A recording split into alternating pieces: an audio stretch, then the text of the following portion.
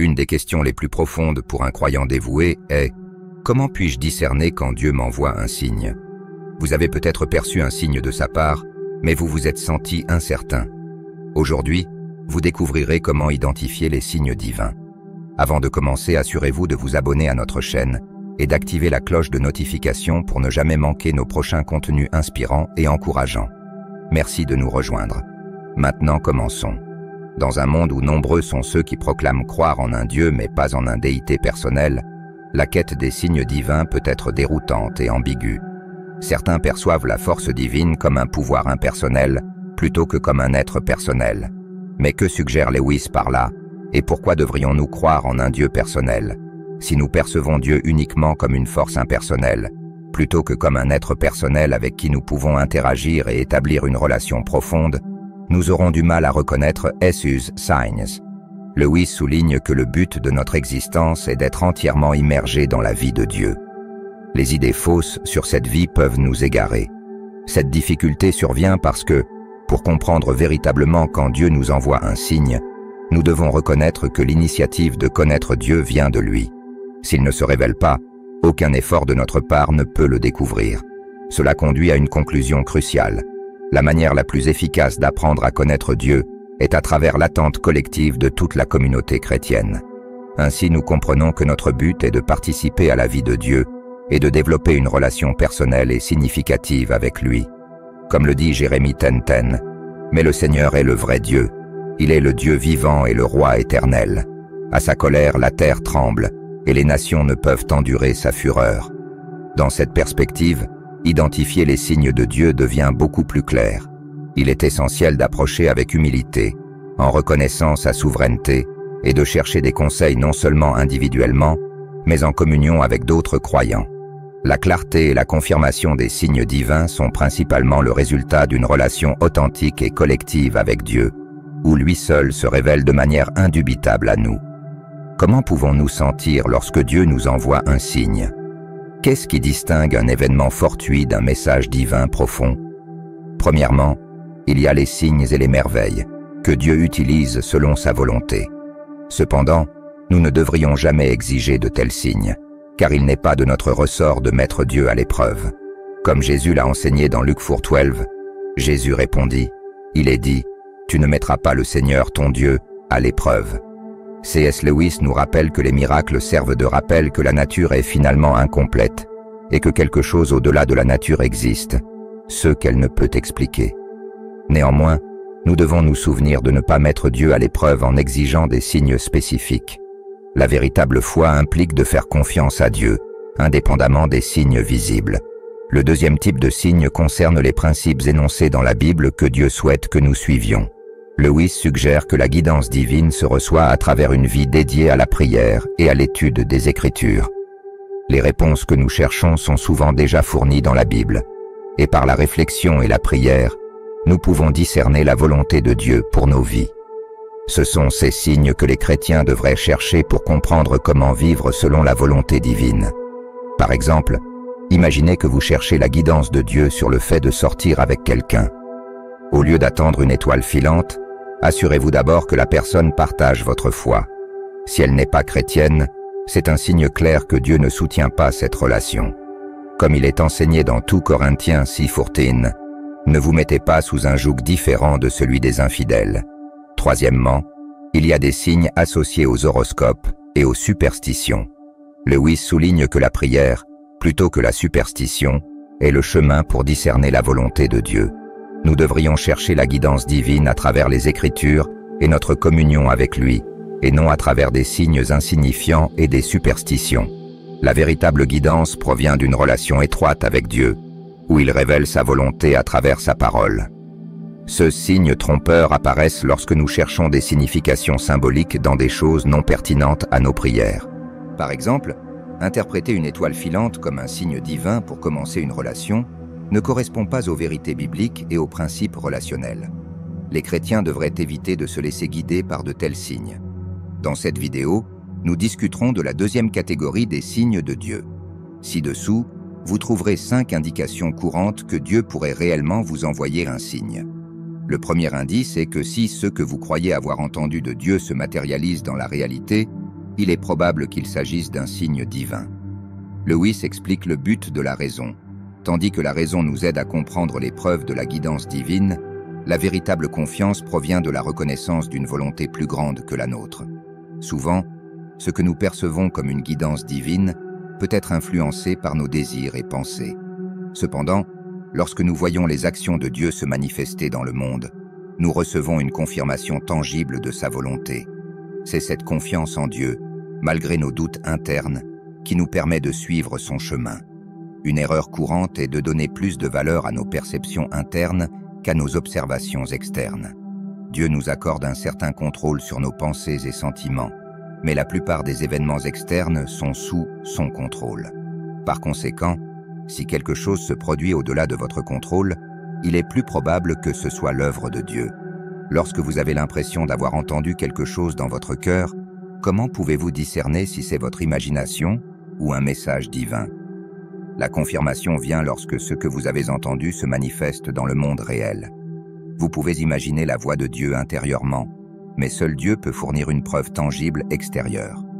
Ainsi, il ne suffit pas de ressentir que Dieu vous a parlé. Si c'est réellement un message divin, il se réalisera. Titus 1:2 affirme que Dieu ne ment jamais et que ses paroles se réalisent toujours. Si quelque chose que vous pensez avoir entendu de Dieu ne se produit pas, le problème ne vient pas de la puissance de Dieu, mais de notre capacité à entendre et interpréter correctement son message. Deutéronome 18:21-22 précise « Vous pouvez vous dire, comment connaîtrons-nous la parole que le Seigneur n'a pas prononcée? Si ce qu'un prophète proclame au nom du Seigneur ne se produit pas et ne se réalise pas, c'est un message que le Seigneur n'a pas prononcé. C'est par présomption que ce prophète a parlé. Ne soyez pas alarmés. » Deuxième indice. Lorsqu'un événement significatif en rapport avec ce que vous avez demandé à Dieu se produit, il est probable qu'il s'agisse d'un signe divin. Lewis explique que Dieu, le créateur du temps et de l'espace et l'auteur de toute nature, peut et intervient dans sa création. Une véritable compréhension de la souveraineté de Dieu signifie reconnaître qu'il a un contrôle absolu sur tout ce qui se passe. Dieu n'est pas limité par les lois qu'il a créées. Il les gouverne et les transcende lorsque c'est nécessaire. Cela implique que les événements significatifs dans nos vies, surtout ceux qui répondent à nos prières et besoins, sont des manifestations de sa volonté souveraine. Un principe crucial pour interpréter correctement les signes du Seigneur est de reconnaître sa souveraineté. La souveraineté de Dieu signifie qu'il a un contrôle absolu sur tout ce qui se passe. Il n'est pas un être impuissant réagissant constamment aux actions humaines. Cela ferait des êtres humains la cause principale de tous les événements, ce qui contredirait plusieurs passages bibliques affirmant le plan souverain de Dieu. Comprendre la souveraineté de Dieu est essentiel pour discerner sa volonté. Dieu communique à travers les circonstances de nos vies, car c'est lui qui contrôle ces événements. Beaucoup d'entre nous ont expérimenté le diagnostic d'une maladie grave chez un être cher. Il est juste de prier pour une guérison complète sur terre, car Dieu nous encourage à prier de cette manière. Cependant, la volonté de Dieu pour la situation se révélera à travers les événements qui se déroulent. Si la personne malade se rétablit, c'est un signe que la volonté de Dieu était leur guérison. Si la personne décède, cela indique que Dieu avait un autre plan pour cette circonstance. Pour illustrer avec une situation moins grave, considérons quelqu'un qui commence une relation peu de temps après que vous ayez demandé à Dieu si vous devriez sortir avec cette personne. Ou si vous demandez des conseils sur la façon de faire une offre pour une maison et que soudainement la maison est retirée du marché, c'est un signe clair que la réponse de Dieu est non. Si vous cherchez des conseils sur le fait de commencer à chanter publiquement et qu'inattendu, le leader de louange de votre église vous invite à rejoindre l'équipe de louange, cela peut être considéré comme un signe clair de Dieu. Considérez ce qui s'est passé dans John 13. Jésus avait prédit à ses 12 disciples que l'un d'eux le trahirait. Il donna un signe à Jean en trempant le pain dans le vin et en le remettant à Judas, comme décrit dans John 13:25-26. Cependant, pour les autres disciples, la réponse de Dieu sur l'identité du traître ne se révéla que quelques chapitres plus tard dans Jean 18:3. Ainsi Judas arriva au jardin, guidant un détachement de soldats et des officiers envoyés par les grands prêtres et les pharisiens. Ils portaient des torches, des lampes et des armes. Dieu clarifia leurs doutes à travers les circonstances impliquant Judas. Les événements aléatoires et déconnectés ne doivent pas être interprétés comme des signes divins. Mais lorsque quelque chose de significatif se produit directement en rapport avec quelque chose pour laquelle vous avez prié, c'est généralement un signe du Seigneur. Troisième indice, si la Bible vous guide à agir d'une certaine manière pour accomplir les Écritures dans une situation spécifique, c'est un signe de Dieu. Lewis nous dit que la véritable foi chrétienne ne consiste pas seulement à croire les bonnes choses, mais à vivre de manière à refléter ses enseignements. La Bible n'est pas un manuel d'instruction rigide. C'est une source de sagesse qui nous guide dans tous les aspects de la vie. Nous devons apprendre à appliquer les principes bibliques avec discernement et sensibilité aux circonstances spécifiques auxquelles nous sommes confrontés. Dieu nous appelle à être non seulement des observateurs des règles, mais aussi des individus sages qui comprennent et vivent selon sa volonté. La connaissance biblique implique la compréhension des enseignements de la Bible, tandis que la sagesse biblique consiste à appliquer cette connaissance à votre vie. Dieu nous appelle à être non seulement instruits, mais aussi sages. La Bible ne se contente pas de fournir des commandements et des vérités à suivre automatiquement. Elle nous enseigne à vivre avec sagesse à travers ces pages. Un exemple clair de cela se trouve dans 1 Corinthiens 8. Dans ce passage, Paul instruit les Corinthiens sur les moments où ils doivent manger certains aliments et les moments où ils doivent s'abstenir. Il ne fournit pas une liste spécifique d'aliments que les chrétiens doivent ou ne doivent pas manger, ni ne dicte que les chrétiens peuvent manger n'importe quoi dans toutes les circonstances. En résumé, Paul explique que les chrétiens ont la liberté de manger n'importe quel aliment, même s'il a été offert à un idole, puisque les idoles ne sont pas réelles et qu'il n'y a qu'un seul vrai Dieu. Par conséquent, la nourriture offerte aux idoles est simplement de la nourriture. Cependant, Paul qualifie cette liberté par ce qu'il dit dans 1 Corinthiens 8. 7. Cependant, tout le monde n'a pas cette connaissance. Certaines personnes sont encore tellement accoutumées aux idoles que, quand elles mangent des aliments sacrifiés, elles pensent qu'ils ont été offerts à un Dieu, et puisque leur conscience est faible, elle est souillée. Mais la nourriture ne nous rapproche pas de Dieu. Nous ne sommes pas pires si nous ne mangeons pas, et pas meilleurs si nous mangeons. Ce passage illustre que, bien que nous puissions avoir la liberté d'agir de certaines manières, la sagesse consiste à considérer comment nos actions pourraient affecter les autres et choisir d'agir avec amour et sensibilité envers eux. Soyez prudents pour que l'exercice de vos droits ne devienne pas un obstacle pour ceux qui sont plus faibles dans la foi. Si quelqu'un avec une conscience fragile vous voit, vous qui êtes instruits, manger dans un temple d'idoles, il pourrait être encouragé à manger de la nourriture offerte aux idoles aussi.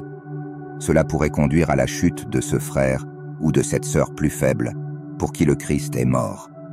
Lorsque vous péchez contre eux de cette manière et blessez leur conscience faible, vous péchez essentiellement contre le Christ. Par conséquent, si ce que je mange fait trébucher mon frère ou ma sœur, je préfère m'abstenir de manger de la viande plutôt que de les faire tomber. Paul souligne que, malgré notre liberté, nous devons être attentifs à la conscience des autres. Si nos actions causent à un croyant de tomber dans sa foi, il est préférable de s'abstenir de certaines libertés pour éviter de leur nuire spirituellement. Quatrième indice, la Bible nous enseigne sur certaines causes et leurs effets, donc observer ces causes autour de nous peut indiquer que leurs effets sont en approche. Lewis nous rappelle que chaque action que nous prenons est un pas vers le paradis ou l'enfer. Nos choix façonnent notre caractère et par conséquent, notre destinée. La Bible enseigne clairement que certaines actions conduisent à des conséquences inévitables. La sagesse biblique révèle que des comportements tels que la paresse et la stupidité entraînent des résultats négatifs, tandis que la diligence et la sagesse apportent des récompenses et une croissance. À travers les Écritures, Dieu révèle les résultats associés à différents comportements. Par exemple, les Proverbes nous enseignent que le travail acharné entraîne des récompenses, tandis que la paresse conduit à la pauvreté. Il est aussi dit, « Si tu reprends un insensé, il te haïra, mais si tu reprends un homme sage, il t'aimera pour cela. » Cela illustre que la Bible décrit diverses causes et leurs effets correspondants. Ainsi, lorsque Dieu vous révèle une cause, c'est un signe que l'effet associé est imminent. Par exemple, si quelqu'un est paresseux, cela signale que la pauvreté pourrait approcher. Si quelqu'un a réprimandé un insensé, cela indique que la réaction négative de l'insensé est probablement imminente. Dans Matthieu 24, Jésus a donné plusieurs avertissements sur ce qui se passera avant son retour. Dans Matthieu 24, 28, Jésus a dit « Où que soit le cadavre, là s'assembleront les vautours. Bien que cela puisse nous sembler étrange aujourd'hui, cela illustre le principe de cause et effet. Tout comme un cadavre attire les vautours, les signes mentionnés dans Matthieu 24 indiquent que son retour est proche. Ce principe est applicable tout au long de la vie. Lorsque la Bible décrit une cause et un effet, et que vous observez la cause, cela signifie souvent que l'effet correspondant est imminent. Cinquième indice, lorsque Dieu fournit un signe, il apporte clarté plutôt que confusion. Lewis explique que la prière est notre connexion à Dieu, et à travers elle, il nous fournit la clarté que nous recherchons. Lorsque nous cherchons des conseils, Dieu ne nous laisse pas dans la confusion, mais nous éclaire avec sa sagesse. Il n'est pas une source de confusion, mais nous guide de manière à révéler sa volonté, tant que nous nous approchons de lui avec un cœur sincère et ouvert. Une erreur courante est de chercher sans fin la signification derrière des événements spécifiques, en essayant de déchiffrer ce que Dieu pourrait dire. Bien qu'il soit sage de chercher à comprendre lors de l'interprétation des signes, il n'est pas conseillé de forcer un sens à chaque événement qui se produit dans la vie. Insister sur une interprétation spécifique lorsque la réponse ne vient pas est imprudent. Dieu est pleinement capable de communiquer sus intention clairement. Si quelque chose d'inhabituel se produit et que son sens reste flou, cela peut ne pas être un signe de Dieu, car il n'est pas l'auteur de la confusion, comme le dit 1 Corinthiens 14:33. Car Dieu n'est pas un Dieu de désordre, mais de paix. Comme Paul le conseille à Timothée dans 2 Timothée 2:7, réfléchis à ce que je dis, car le Seigneur te donnera de l'intelligence en tout cela. Dieu est celui qui accorde l'intelligence. Lorsque vous cherchez la sagesse, vous devriez la demander, comme le recommande Jacques 1:5. Parfois, la confusion survient non pas parce que Dieu envoie un signe, mais parce qu'il n'y a rien de spécifique qu'il ait besoin de communiquer sur cette situation. Le point clé est que si Dieu vous envoie réellement un signe, vous serez capable d'en comprendre le sens.